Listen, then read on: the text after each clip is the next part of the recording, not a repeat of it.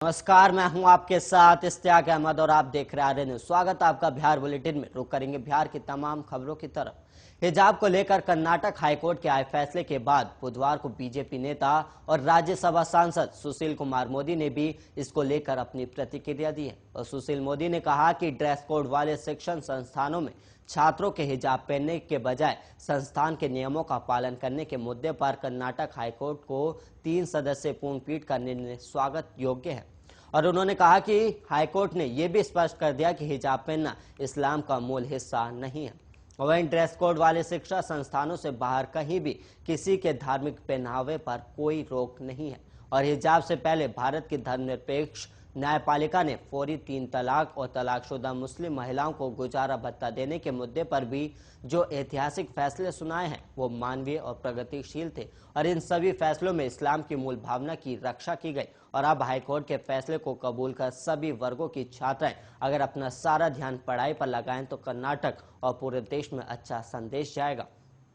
और वहीं हिजाब प्रकरण पर कर्नाटक हाईकोर्ट के सर्वसम्मत निर्णय को जिन लोगों ने सुप्रीम कोर्ट में चुनौती दी है उनकी असली मंशा इस मुद्दे पर तनाव बनाए रखने कर और भारत की छवि असहिष्णु देश की बनाने की है। और उन्हें इस्लाम की मूल भावना और मुस्लिम लड़कियों की उच्च शिक्षा के लिए अनुकूल माहौल बनाने से कोई वास्ता नहीं है।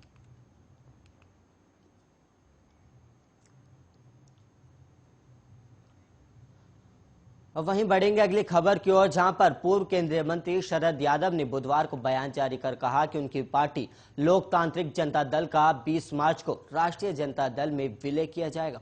और उन्होंने ये भी कहा कि पूरे देश और आम जनता के हितों को ध्यान में रखते हुए ये कदम उठाया जा रहा है। और देश में मौजूदा राजनीतिक स्थिति को देखते हुए बिखरे हुए जनता परिवार को एक साथ लाने के मेरे नियमित प्रयासों की पहल के रूप में ये कदम जरूरी हो गया है।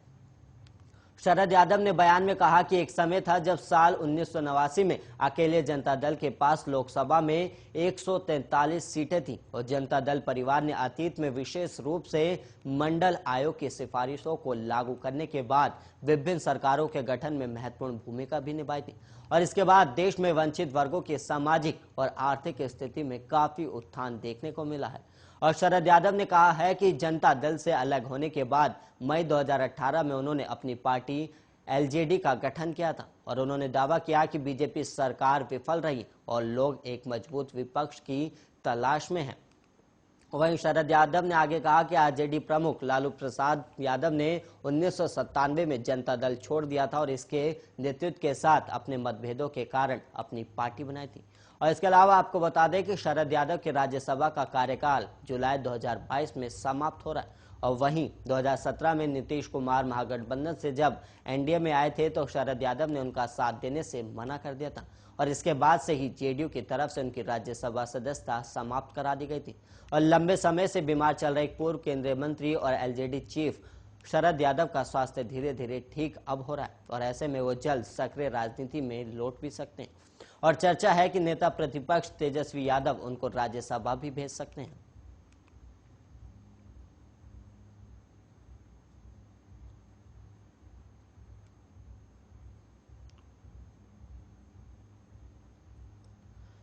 और वहीं चारा घोटाले के मामले में सजा काट रहे राष्ट्रीय जनता दल के सुप्रीमो और बिहार के पूर्व मुख्यमंत्री लालू प्रसाद की मुसीबतें अब और कम नहीं हो रही। और वहीं अब प्रवर्तन निदेशालय ने मनी लॉन्ड्रिंग में केस दर्ज कर लिया है। और वहीं पूरा मामला डोरंडा कोषागार से 139 करोड़ रुपए की अवैध निकासी से संबंधित है।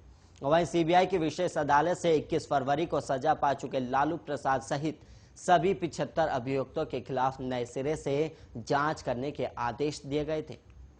वहीं रांची स्थित सीबीआई के विशेष न्यायाधीश सुधांशु कुमार शशि ने डोरंडा कोषागार से अवैध निकासी के मामले में सजा के बिंदु पर सुनवाई के दौरान ईडी को इस संबंध में आदेश जारी किया था। और 15 फरवरी को ही इस केस में लालू प्रसाद और 74 अन्य अभियुक्त दोषी पाए गए थे।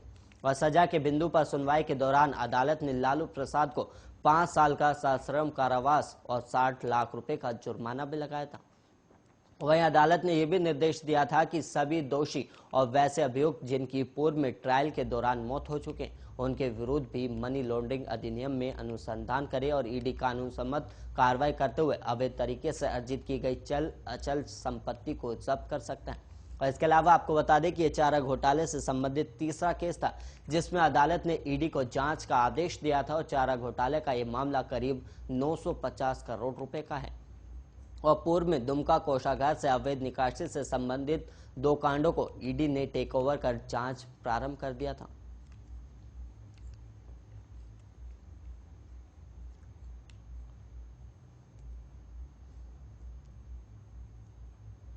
और वहीं कश्मीर के मुद्दे पर बनी फिल्म द कश्मीर फाइल्स को टैक्स फ्री करने की मांग की जा रही थी, जिसको बिहार सरकार ने अब मान भी लिया और द कश्मीर फाइल्स फिल्म को अब बिहार में टैक्स फ्री कर दिया गया। और वहीं बुधवार देर रात बिहार सरकार ने इस आदेश को पास कर दिया और 17 मार्च से जिन सिनेमाघरों में कश्मीर फाइल्स फिल्म दिखाई जा रही है उन्हें SGST नहीं देना होगा, क्योंकि बिहार सरकार ने इस फिल्म से अपने टैक्स हटा ली। जब एक फिल्म से राज्य सरकार टैक्स हटाती है तो ये समझना, गणित समझना बहुत जरूरी हो जाता है। और सरकार की तरफ से मनोरंजन पर 18% टैक्स निर्धारित किया जाता है और इसे GST के रूप में भी लिया जाता है।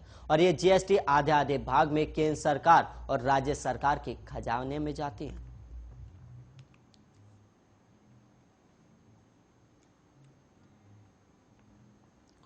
और वहीं बिहार के सिवान में तैनात जल संसाधन विभाग का एग्जीक्यूटिव इंजीनियर हरे कृष्ण प्रसाद पर छापा मारने वाले अफसरों की आंखें फटी रह गई और पटना के फ्लैट से करीब 58,84,000 रुपए कैश और वहीं 5,24,000 रुपए के पुराने नोट बरामद हुए। और इससे अंदाजा लगाया जा रहा है कि इंजीनियर के पास इतनी नकदी थी और वो बदल नहीं पाया। और निगरानी अन्वेषण ब्यूरो ने एग्जीक्यूटिव इंजीनियर के पटना और सिवान के ठिकानों पर टीम ने कार्रवाई पूरी कर ली और निगरानी की जांच में एग्जीक्यूटिव इंजीनियर की कुल संपत्ति सरकार से मिलने वाली सैलरी से 105% अधिक मिली है। और पटना में रूपसपुर थाना के तहत गोला रोड के अभियंता नगर के रंजन पथ पर इंदिरा इनक्लेव नाम का अपार्टमेंट है और इसी के फ्लैट नंबर 204 में हरे कृष्ण प्रसाद अपने परिवार के साथ रहता है। और इस फ्लैट से कुल 58,84,000 रुपए कैश बरामद हुआ और वहीं जो बंद हो चुके करीब पुराने नोट की भी कीमत बरामद की गई और वो कीमत 5,24,000 रुपए आंकी गई है। और वहीं इसके साथ सोने की ज्वेलरी के साथ ही 8 बैंक अकाउंट्स का पासबुक भी बरामद हुआ और इन अकाउंट्स में कुल 31 लाख रुपए जमा भी है। और वहीं हरे कृष्ण प्रसाद ने 4 जगहों पर जमीन भी खरीद रखी है जिसकी कीमत 80 लाख रुपए बताई गई।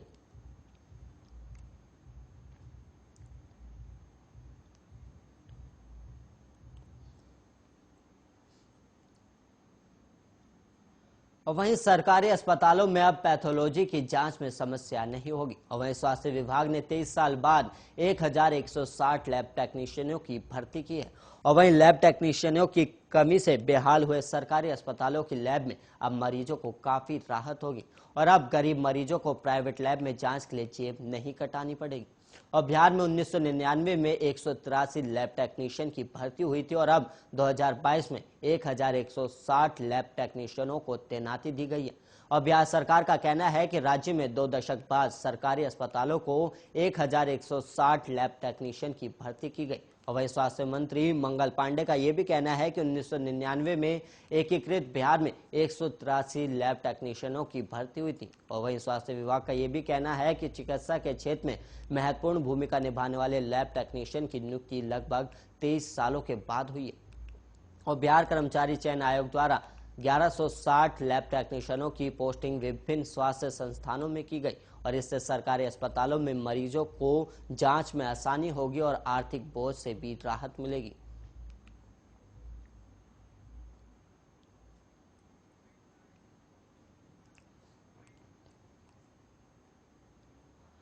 और वहीं होली को लेकर फागुन के गीत लोगों ने गाना शुरू कर दिया और पटना के कृषि नगर स्थित अंजता कॉलोनी वार्ड नंबर 2 में पारंपरिक होली गीत गायन का आयोजन बुधवार की शाम किया गया।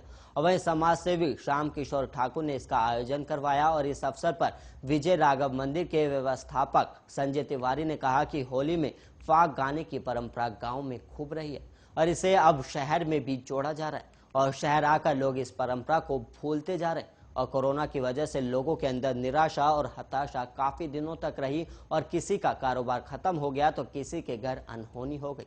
होली के गीत सब कुछ भूलकर जीवन में नए उल्लास का संचार करता है और वर्तमान समय में इसका महत्व और अधिक बढ़ गया है। और श्याम किशोर ठाकुर ने कहा कि होली के गीतों के जरिए लोगों को झूमने गाने का मौका मिला और कोरोना की वजह से जीवन का राग ही जैसे खत्म हो गया था और ये आयोजन इसलिए किया गया कि लोग झूमे गाएं और होली के गीतों के जरिए उल्लास में डूब जाएं। और वहीं दीपू राजा म्यूजिकल ग्रुप की ओर से दीपू राजा की मंडली ने होली के कई गीत भी गाए और वहीं सुंजू सिहानिया के हरियर नाच से जुड़े होली के पारंपरिक गीत के साथ ही जोगी जी सारा रारा का भी खूब मगन होकर गाया गया और वहीं शाम के समय लोगों ने एक दूसरे को अबीर गुलाल लगाया और होली गीतों का आनंद लिया और श्याम किशोर ठाकुर ने गीत गाया और नगबेसर कागा ले भागा।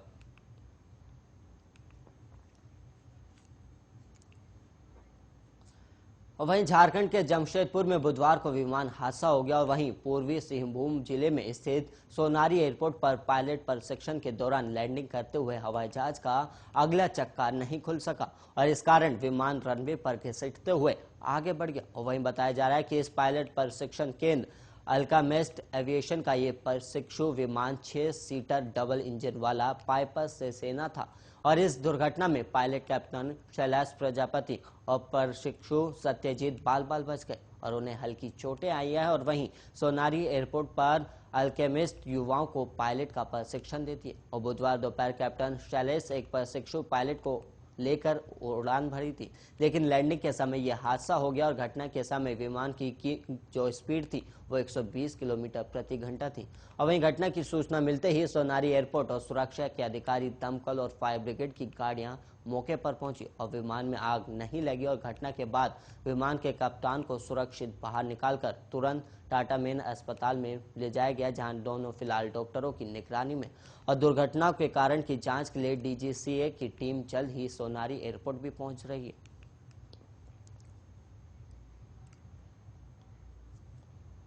और वहीं बेगूसराय में अपराधियों ने एक बार फिर बड़ी लूट की वारदात को अंजाम दिया, जहां बेखौफ अपराधियों ने एक कंपनी गार्ड से 10 लाख से अधिक रुपए की लूट की घटना को अंजाम देकर मौके से फरार हो गए। और घटना बलिया थाना क्षेत्र के जानीपुरा ढाला के समीप की। दरअसल खगड़िया की ओर से आ रही स्विफ्ट डिजायर को स्कॉर्पियो से पीछा करे अपराधियों ने बलिया थाना क्षेत्र के जानीपुर ढाला के समीप से लगभग 10 लाख अधिक रुपए की लूटपाट की गई है और पीड़ित के द्वारा विरोध करने पर अपराधियों के द्वारा गोलीबारी भी की गई। और इधर घटना की सूचना मिलते ही बलिया डीएसपी कुमार धीरेन्द्र बलिया थाना अध्यक्ष अभय शंकर के साथ पुलिस बल मामले की छानबीन कर रही। हालांकि इस घटना के बाद बलिया थाना अध्यक्ष कुछ भी बताने से बचते नजर आ रहे हैं और फिलहाल जिस तरीके से अपराधियों ने इस बड़ी लूट की घटना को अंजाम दिया, इससे साफ जाहिर होता है कि बेगूसराय में अपराधी कितना बेखौफ हो चुके हैं।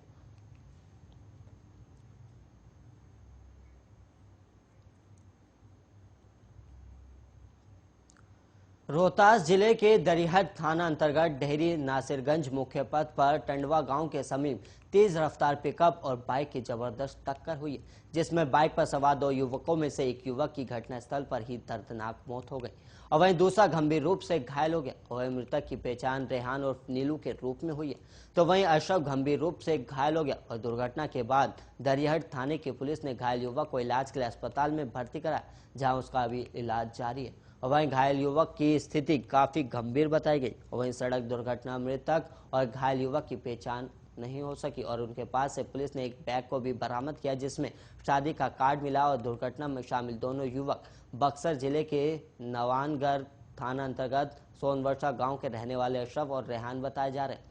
और वहीं घटना के बारे में दरिहट थाना अध्यक्ष सुधीर कुमार सिंह ने बताया कि बाइक और पिकअप में टक्कर हो गई, जिसमें एक युवक की मौत हो गई जबकि दूसरा युवक गंभीर रूप से घायल हो गया, जिसे इलाज के लिए अस्पताल में भर्ती कराया गया और वहीं दुर्घटना में सामान लदी पिकअप गाड़ी भी पलट गई। फिलहाल मृतकों की पहचान में पुलिस जुटी हुई है और वहीं मृतक की डेड बॉडी को कब्जे में लेकर पोस्टमार्टम की प्रक्रिया जारी है और वहीं परिजनों के मुताबिक रेहान और अशरफ बक्सर जिले के नवानगर थाने अंतर्गत गांव से शादी का कार्ड बांटने डेहरी आए थे और दोनों शादी का कार्ड वितरण कर अब वापस अपने गांव जा रहे थे।